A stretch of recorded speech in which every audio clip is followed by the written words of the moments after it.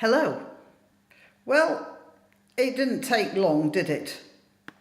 A Tampa University professor, a chap called Ken Story, emitted a tweet in which he said that Hurricane Harvey was God's punishment for Texas voting for Trump. And he wasn't the only one. Another tweet from someone called Edmund Waverly Land had it that, now let's see what he says. If I were a dick, I'd say Hurricane Harvey is God's punishment on Texas. They shouldn't have voted for Trump. Good thing I'm not a dick. Well, I've got news for you, Edmund. You are a dick. In fact, you are the dickiest dick that ever fell out between two halves of a zip and waved itself at a urinal.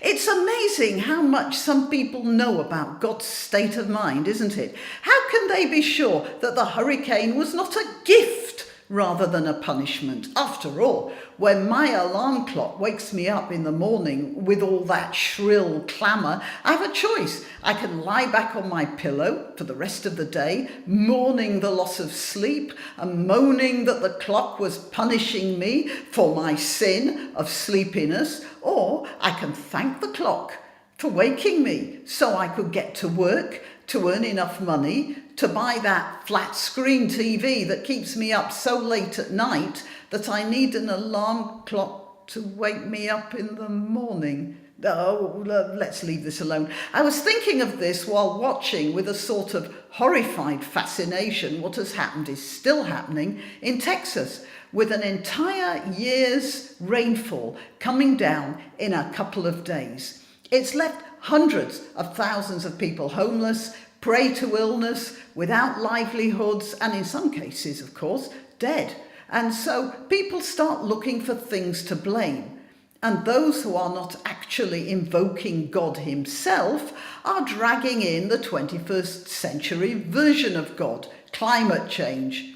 Now, before some idiot starts furiously hitting the keyboard to accuse me of climate change denying, please save yourselves the effort. The climate is changing. It has always been changing. The question is whether or how much man is responsible.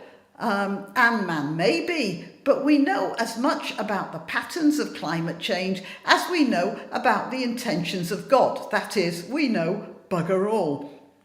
Another storm, which people still talk about here in the UK, happened well before androgenic climate change could have been an issue in 1703. It's still called the Great Storm. It was a week-long hurricane which hit southern England on the 26th of November of that year and didn't blow out until the 2nd of December.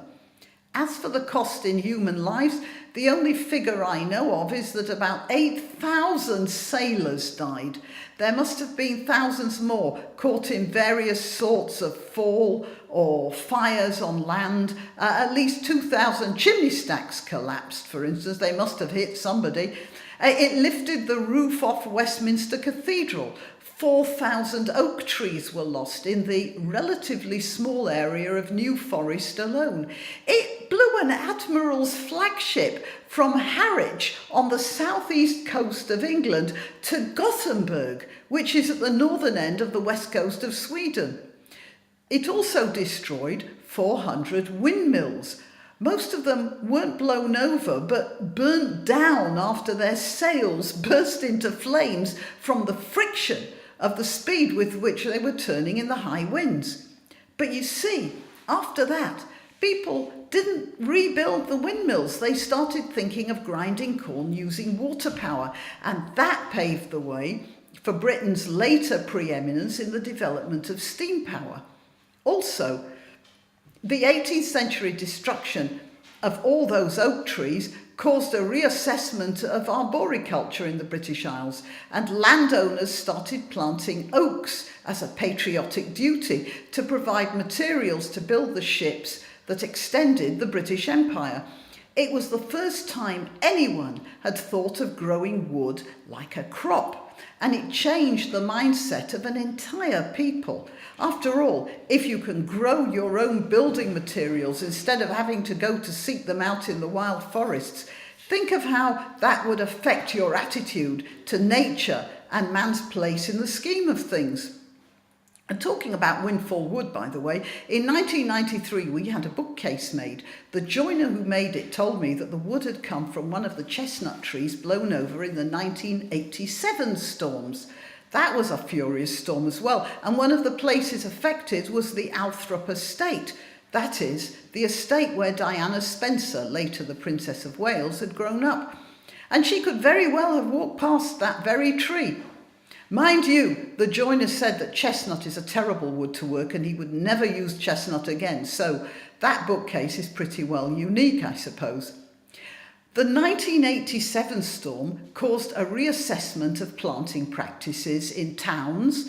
It cleared much woodland, which many landowners realised was in a poor state, but they lacked the courage to tackle that stuff in the face of a lot of social pressure from tree huggers of various sorts.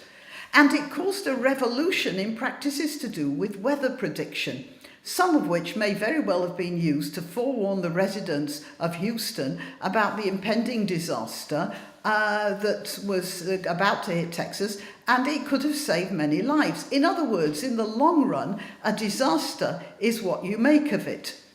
I understand that Texas is pretty low right now. Many people will have suffered and will continue to suffer, possibly for years. But as difficult as it may be to come to grips with the thought, it can be an opportunity. It can be a horrific waste of human lives and resources, or it can be a chance to renew in some way. And it's up to Texas to decide which one it will be.